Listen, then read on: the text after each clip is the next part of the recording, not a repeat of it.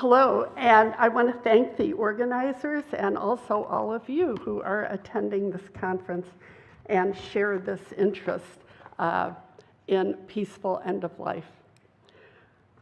So I'm going to talk a bit today. Let's see. Okay, I'm going to talk about the moral locus of control in hastened death when faced with irremediable health conditions. So this is some research that was done by one of our exit guides, Robert Blake. It appears in the journal Mortality, and it was published in April of 2023.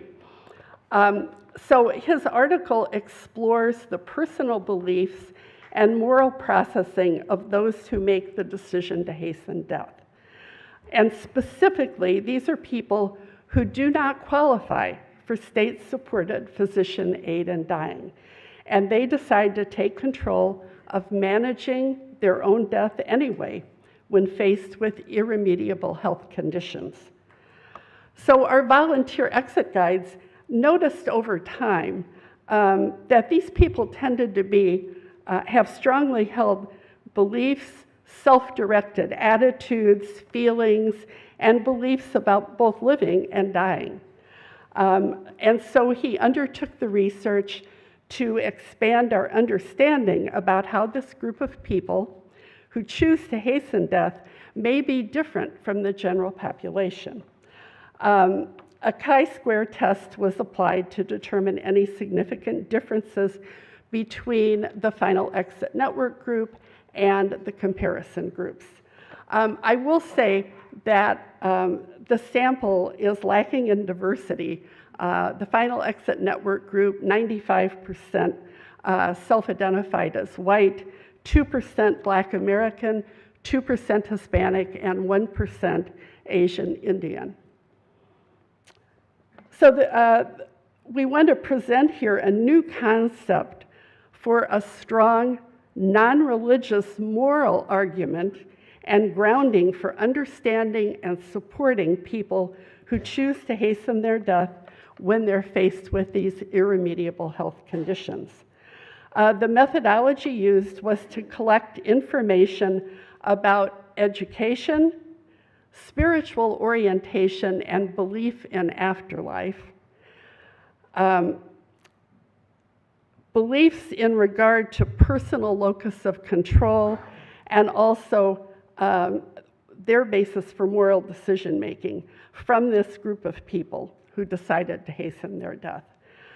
The results showed statistically significant, very high levels of education, and this was unsurprising. Data collected in Oregon for more than 20 years shows that the people who do choose MAID tend to be highly educated.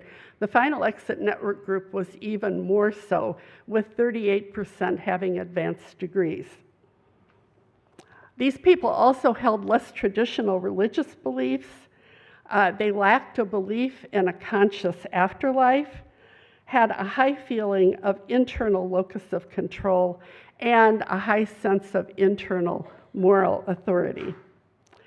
So Blake concluded that these personal and belief factors combine to create a concept that he refers to as a high internal moral locus of control. So this leads us to think about a couple of questions. First of all, why is an action viewed as morally acceptable by some people, yet morally reprehensible by others? And in ethical decision-making, is there a connection between how people choose and what they choose? So let's look for a moment at how our data was collected and against what it was measured. So it was collected in 2020 and 2021 from a group of 101 applicants to Final Exit Network. And these applicants, as part of the process, were asked to complete a research questionnaire with questions about the things that I've already identified: education, spiritual orientation, and so forth. And they were compared with the general US population using various sources such as the Census Bureau, data gathered by the Pew Research Center, and so forth. As I said, the results around education were unsurprising, but there were other factors that could bear on the decision to hasten death. So looking at spiritual identity and belief in an afterlife, the Fenn group was less traditionally religious than the general public. 47% described themselves as atheist, agnostic, or none, and a large group of 20% didn't answer the question. And Blake considers that often as skipping the question because it doesn't apply to you. So this group was largely not traditionally religious. And compared to 17% of all Americans, a statistically different 50% of Fenn clients said they did not believe in a conscious afterlife. So next, looking at the source of moral authority. That was assessed with a forced choice question or statement, and these were the two parts. First of all, there are some predetermined standards about what's right and wrong and how we should live. And the other statement was, we each have to decide for ourselves what's right and wrong and how to live.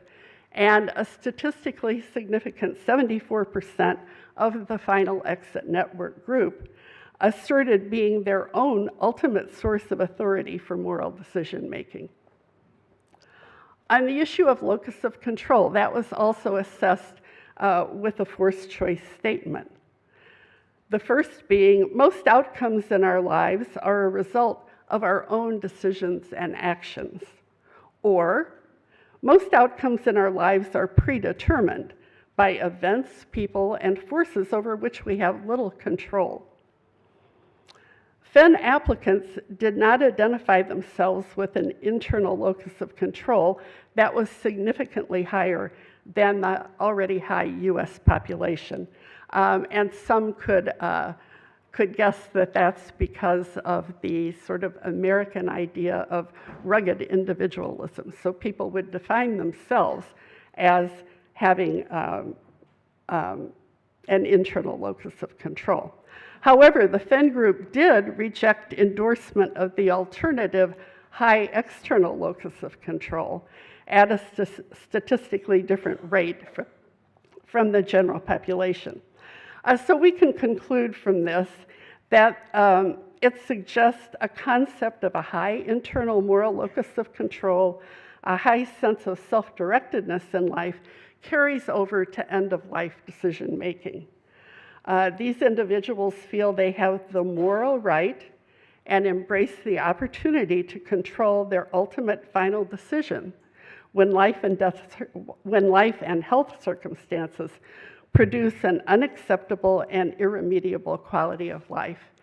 And why does this matter? Well, I think that it's very helpful to those who, like many of you, interact on a regular basis with people making these decisions, to see that these people aren't necessarily aberrant in some way, but that they are looking at death in the same way that they look at their lives as a creative process that they are guiding, or as Lowry said, they're being the captains of their own ship. So with that, I'll conclude.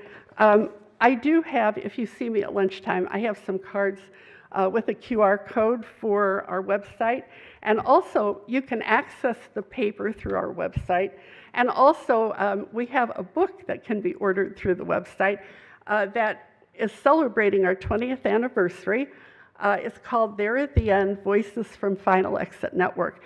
And this includes short stories that we've gathered from both our exit guide providers and the people who've accessed our service. So thank you very much.